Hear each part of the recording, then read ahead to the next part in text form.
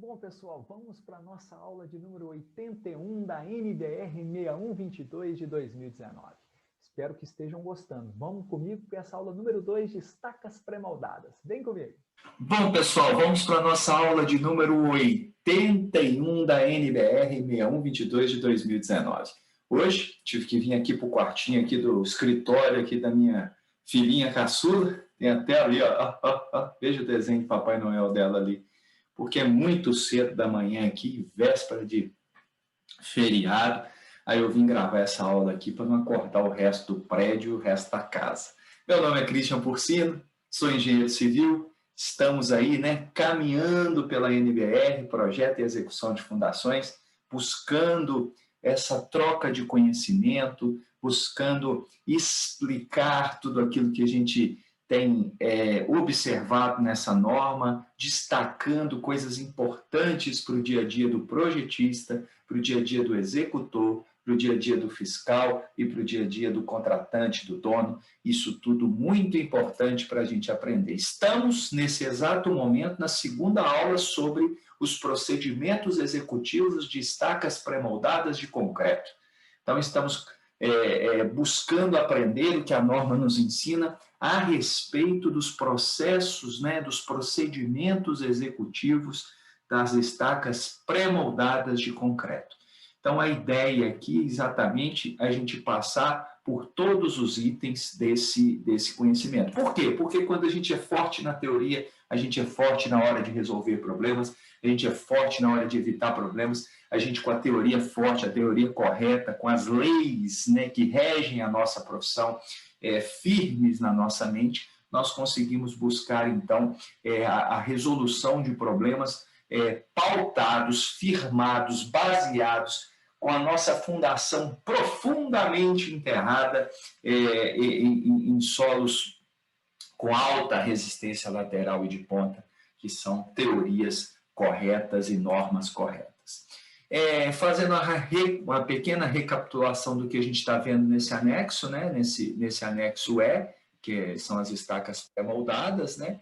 O objetivo dessa sessão é complementar a sessão 8, que é uma sessão de fundações profundas, né? Especificar em suma diretrizes construtivas para esse tipo de estaca. As características gerais das estacas pré-moldadas, né?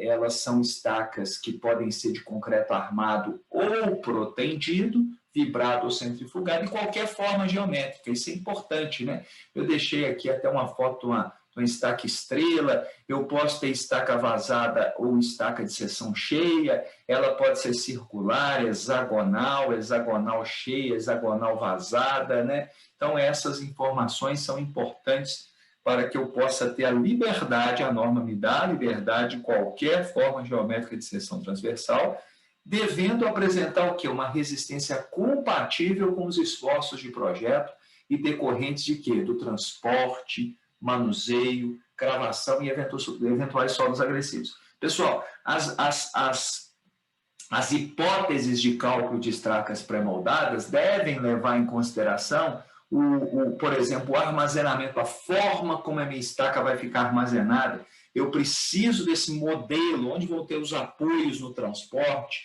né? Tudo isso eu preciso levar em consideração. Como eu vou içar essa estaca, os pontos de içamento são pontos do modelo estrutural da minha estaca que vão impactar na armadura, em algum reforço de armadura. Isso é importante para nós, tá? O equipamento, a cravação de estaca pode ser feita por percussão ou prensagem, né? Isso é importante a gente levar em consideração.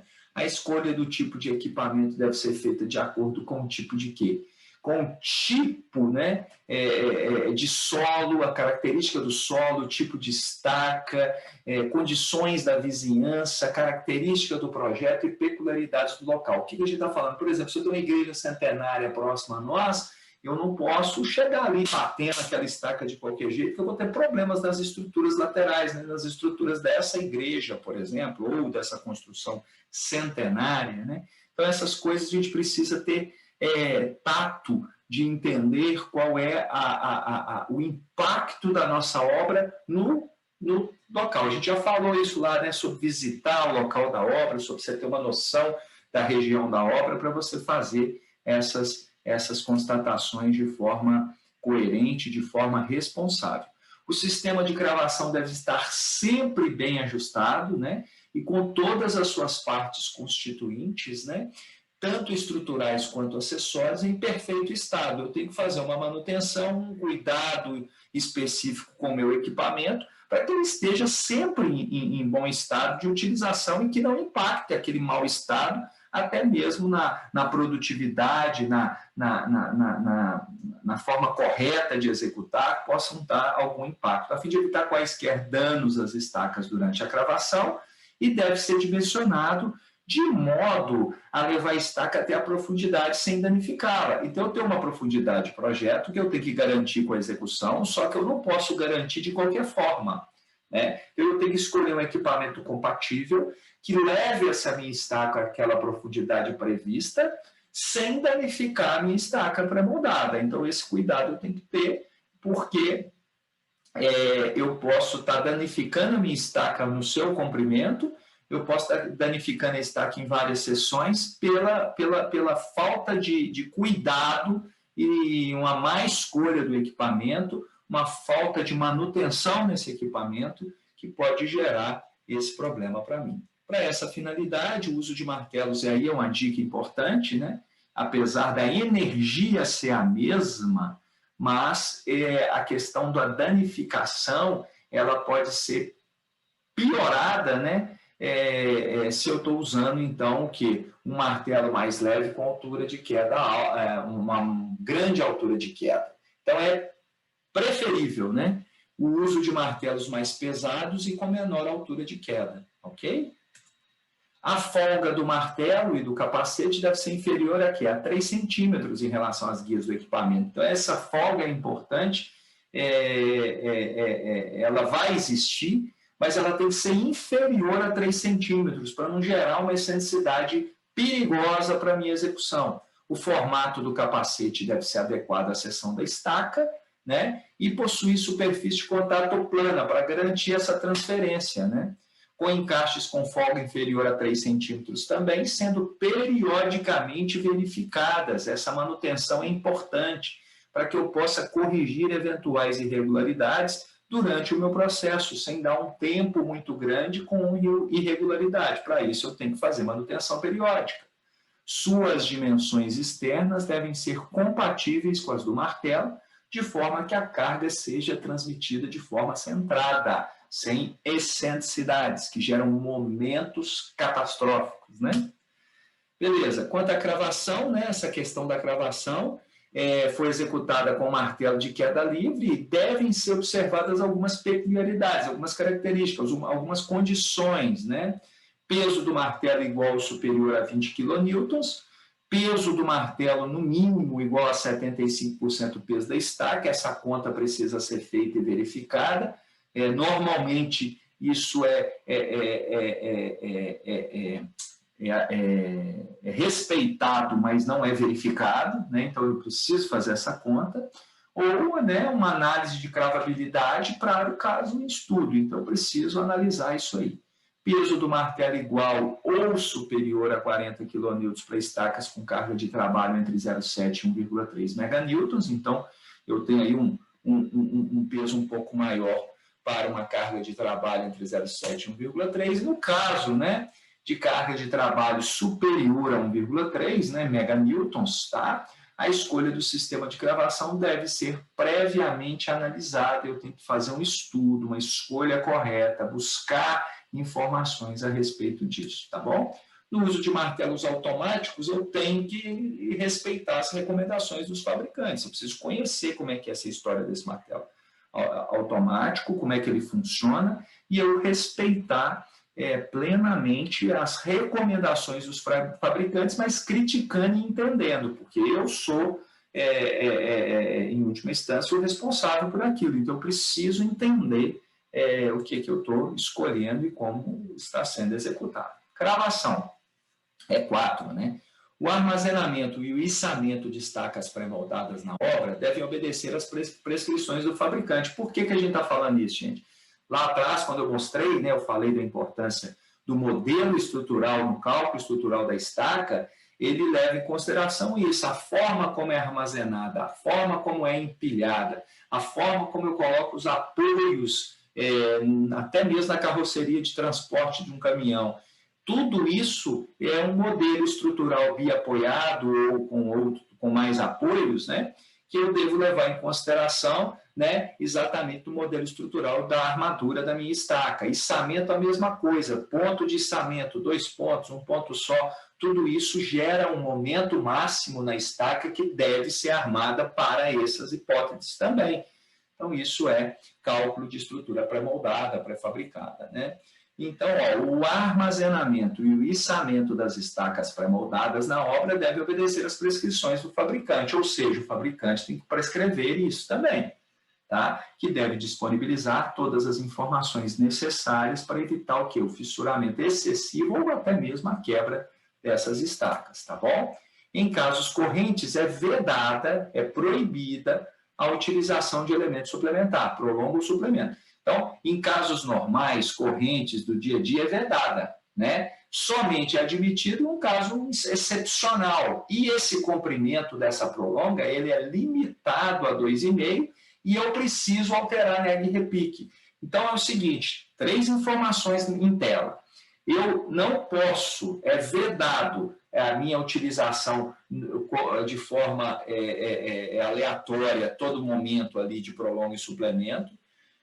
Posso usar em casos excepcionais, e nesse caso excepcional eu limito essa prolonga a 2,5 metros, e eu tenho que necessariamente um cálculo de nega e repique diferenciado quando eu uso a prolonga, evidentemente por causa da diferença de energia a partir da utilização da prolonga, ok? Eu preciso ter isso em mente. Esse dispositivo ele pode ser de aço ou de concreto, e a sua utilização deve garantir o quê? O bom posicionamento da estaca no final da cravação. Eu vou usar uma prolonga, mas eu tenho que garantir que a estaca esteja posicionada de forma correta, né, para minimizar a perda de eficiência do sistema de cravação até que esta estaca seja concluída, ok?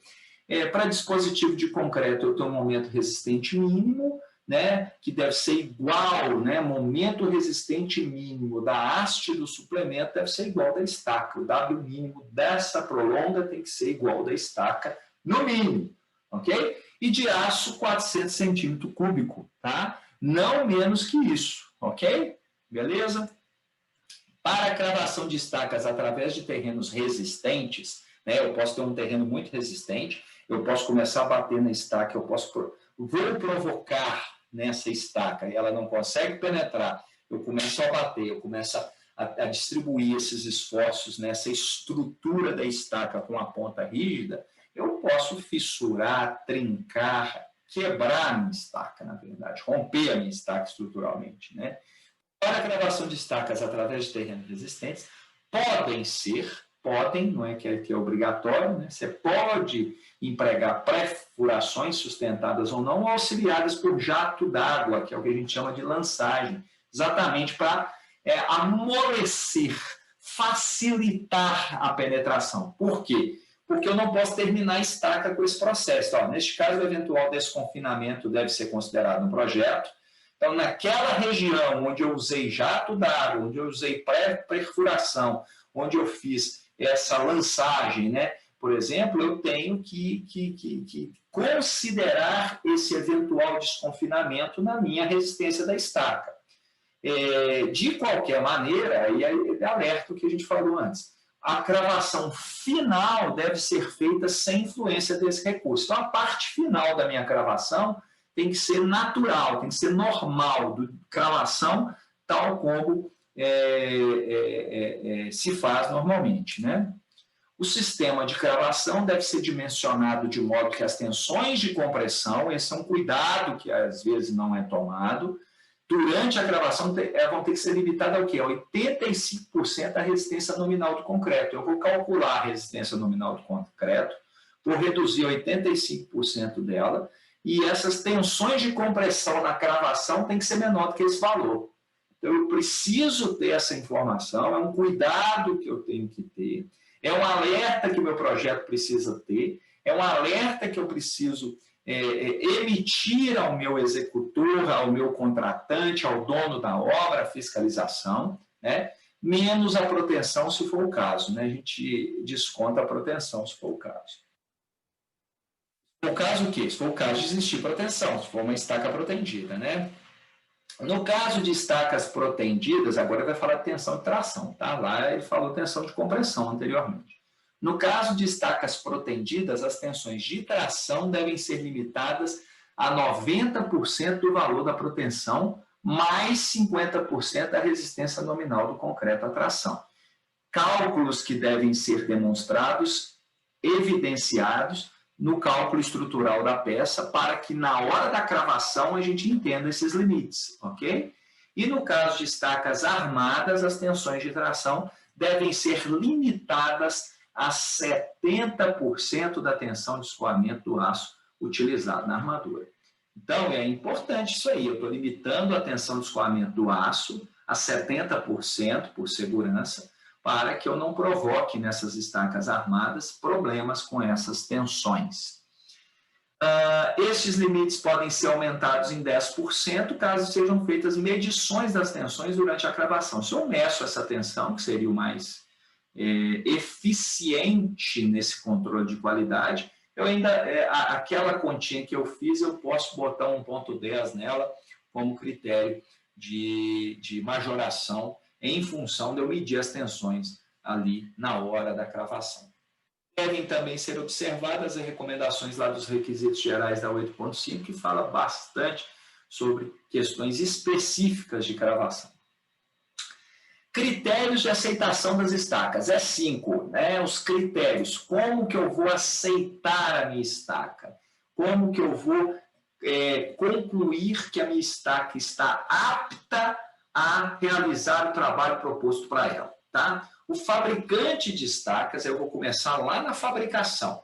O fabricante de estacas pré-moldadas deve apresentar resultados de ensaio de resistência do concreto nas várias idades. Lembra que ele deve apresentar, você deve cobrar isso dele, você deve obter dele esse controle de qualidade, você deve fiscalizá-lo a respeito disso.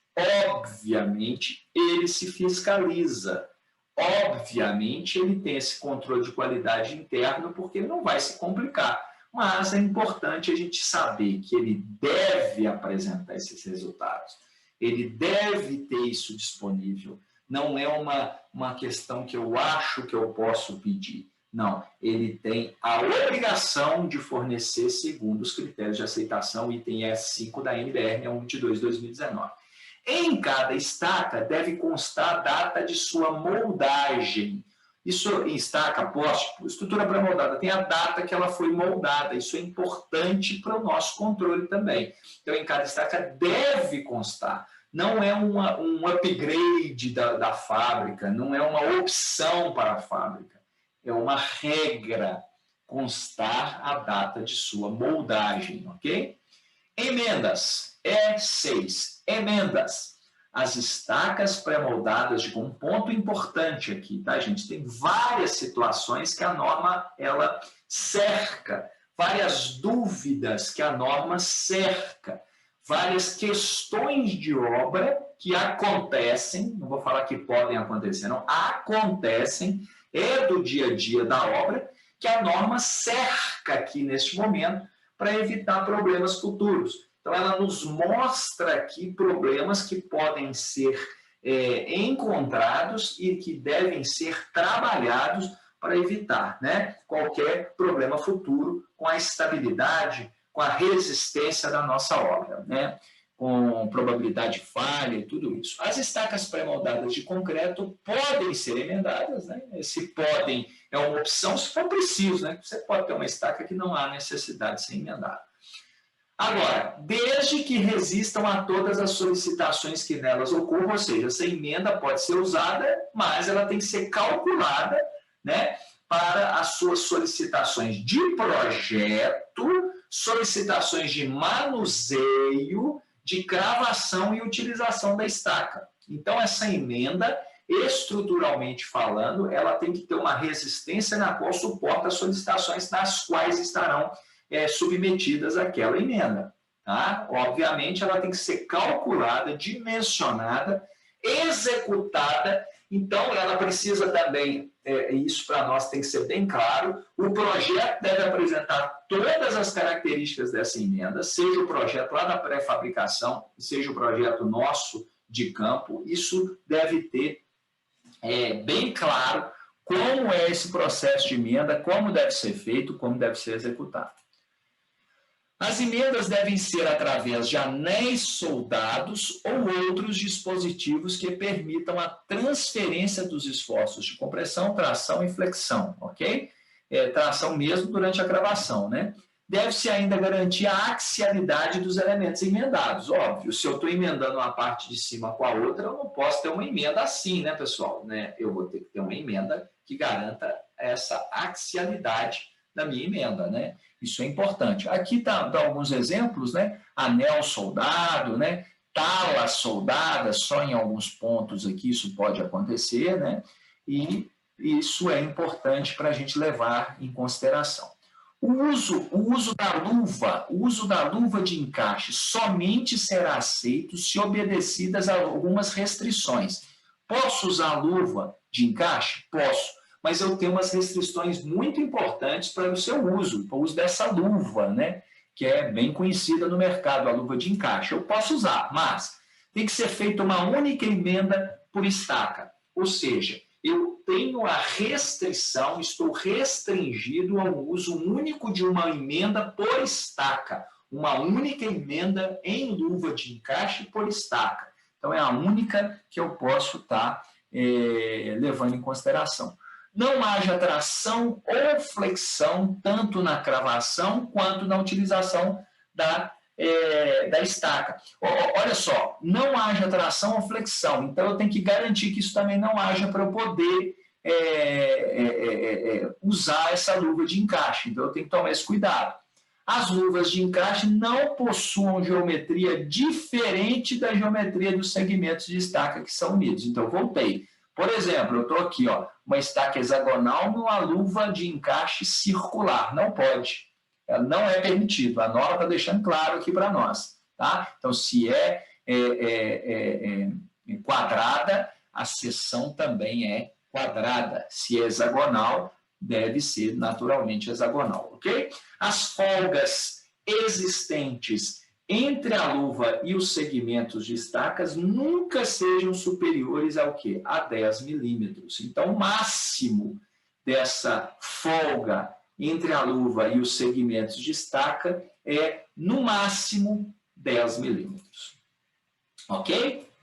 As luvas de encaixe devem também obedecer as seguintes características. Então, tem mais características que elas devem seguir, ok? A altura total da luva deve ser de o quê? 2 vezes o diâmetro da estaca. Então, a altura total deve ser 2 vezes o diâmetro da estaca e, no mínimo, 50 centímetros. A altura dessa luva, mínimo de 50, 2 vezes o diâmetro da estaca. Então, por exemplo, se a estaca é de 30, 2 vezes deu 60, 60 é maior do que 50, eu uso 60. Se é de 20, 2 vezes 20, 40 centímetros, 40 está menor do que 50, eu vou usar 50, ok? Beleza. A espessura da chapa deve ser maior do que uma continha fácil, diâmetro da estaca, ou diâmetro equivalente, nós vamos falar ali, né? Quando a estaca não é circular. Calma que eu vou te mostrar ali o que significa. Diâmetro da estaca dividido por 60 e no mínimo 5 milímetros, tá? Então, a espessura mínima dessa chapa é de 5 milímetros e eu tenho que fazer a conta de diâmetro da estaca dividido por 60 para achar, né, qual é a espessura mínima dessa minha chapa. E desde que seja respeitada a espessura de compensação de corrosão da tabela 5. Então, além disso, eu vou fazer a conta, vou determinar o diâmetro a espessura da minha chapa e eu tenho que levar em consideração, em função da classe de agressividade, da classe de solo, se é argila orgânica, turfa, aterro, solo contaminado, eu tenho que ter uma espessura mínima de sacrifício que a gente estudou lá atrás, quando a gente mostrou essa tabela 5, eu não posso esquecer dela. E aqui o detalhe, ó, quem é esse φ da estaca, né, o diâmetro da estaca? Corresponde ao diâmetro do círculo circunscrito à seção transversal das estacas. Então, aqui, então, eu tenho como determinar quem é esse φ desse φ, que a gente está usando 2 vezes φ aqui, φ da estaca por 60, esse φ da estaca correspondente ao diâmetro do círculo circunscrito à seção transversal das estacas, ok? Atenção, aviso importante, né? Importantíssimo, né?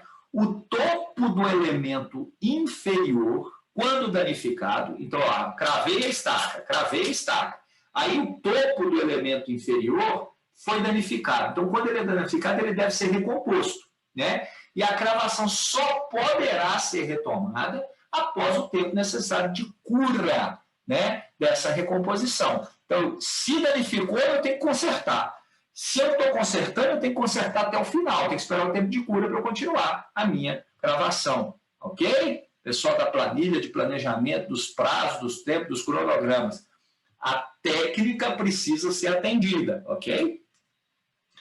Comprimento mínimo para aproveitamento é 7, ok? Olha só como é que isso é importante. É permitido, então pode, né? Eu posso abrir mão desse recurso, eu posso usar esse recurso. É permitido o aproveitamento das sobras de estacas resultantes da diferença entre a estaca efetivamente levantada e a estaca arrasada, desde que se atenda simultaneamente o quê? Então, olha só, eu posso aproveitar a sobra de estaca na obra? Posso. Que sobra que é essa? Eu cravei, ok? A estaca ficou a sobra para fora, ok? Essa sobra que está para fora, eu posso reutilizá-la? Posso. Efetivamente levantada e a arrasada, que eu vou quebrar de alguma forma, fazer o arrasamento, né? Mas é preciso atender simultaneamente a alguns itens, que são: corte do elemento aproveitado seja feito de modo a manter o quê? A ortogonalidade da seção em relação ao eixo longitudinal. Então, eu tenho que manter a ortogonalidade, eu não posso querer emendar uma estaca que tem essa parte da seção em ângulo, né? Eu tenho que manter essa perpendicularidade, essa ortogonalidade, né? Se tenha um comprimento mínimo de 2 metros, 1,90 posso? Não. 1,99 posso? Não. 2 metros no mínimo, ok? 2 metros, senão vai fazer uma coxa de retalho. Outra coisa, utilizar apenas um segmento de sobra por estaca, senão você vai fazer lá, né? 2 mais 2 mais 2, uma estaca de 10 com 5 pedaços de 2 metros? Não. Eu só posso usar esse aproveitamento de sobra, eu só vou poder usar um por segmento de estaca.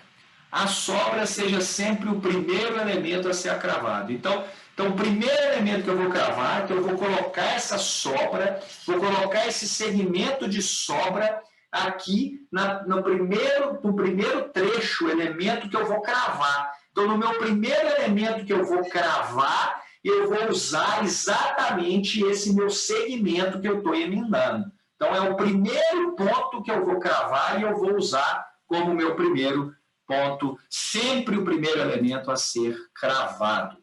Nega, repique, diagrama de cravação. Gente, dúvida, a gente coloca lá no chat e manda essas dúvidas para mim, ok? Que a gente vai responder essas dúvidas, tá bom? É 8, nega, repique, diagrama de cravação. A nega e o repique devem ser medidos em todas as estacas. Então, eu tenho a obrigatoriedade de medir nega e repique em todas as estacas. E eu preciso registrar isso para todas as estacas para eu ter ali, né, meu histórico da minha cravação. Então, o que é isso? Né? Basicamente, o que é essa medição de nega e repique? Eu faço, né, um dispositivo aqui, né, uma régua apoiada, que a gente chama, né? Eu coloco um lápis aqui de pedreiro, que a gente chama, e à medida que isso for cravando, né, eu fico brincando, esse cara que fica aqui embaixo é um cara corajoso, né?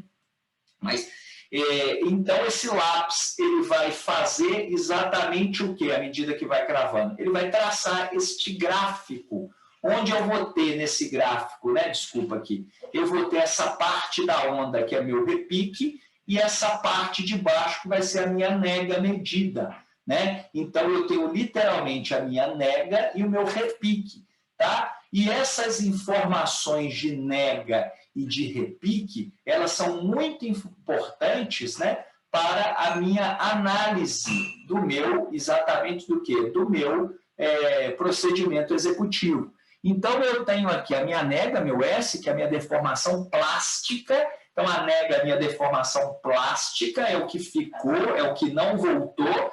E a elástica, né, que é o meu repique, essa deformação elástica, ela tem uma parcela que é proveniente dessa deformação elástica do próprio concreto da estaca e a deformação elástica do solo, né? E ela é medida aqui no meu repique elástico e definida dessa forma, e devo medir isso em todas as estacas. Há terrenos que têm comportamento de relaxação e outros de cicatrização. Para identificar isso, é recomendado a minha determinação da minha nega descansada, alguns dias após o término da cravação. Eu faço a nega novamente e vou descobrir, né, que a relaxação ou cicatrização variam de poucas horas para os solos não coesivos e até alguns dias para os solos argilosos, né?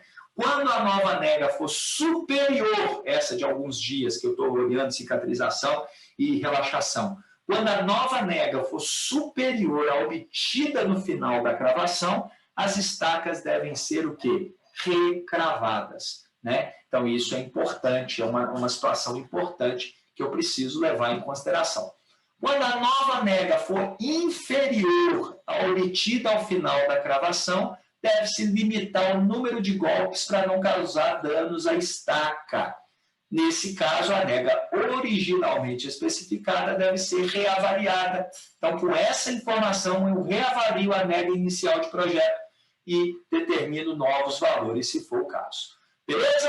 Terminamos aqui a segunda aula sobre estacas pré-moldadas de concreto nos seus procedimentos executivos contidos no anexo E. Espero que estejam gostando, deixe seu like, inscreva-se no canal, deixe sua pergunta, que as respostas serão dadas. Espero que eu esteja contribuindo com o aprendizado seus da engenharia civil de fundações. Espero que vocês estejam compartilhando as informações do canal. Um forte abraço e até a próxima aula. E aí, pessoal, gostaram dessa aula número 81? Maravilha, hein, pessoal? Aula número 2 sobre estacas pré-moldadas. Espero que estejam gostando do canal. Deixe o seu like, inscreva-se no canal, compartilhe a informação e até a próxima aula.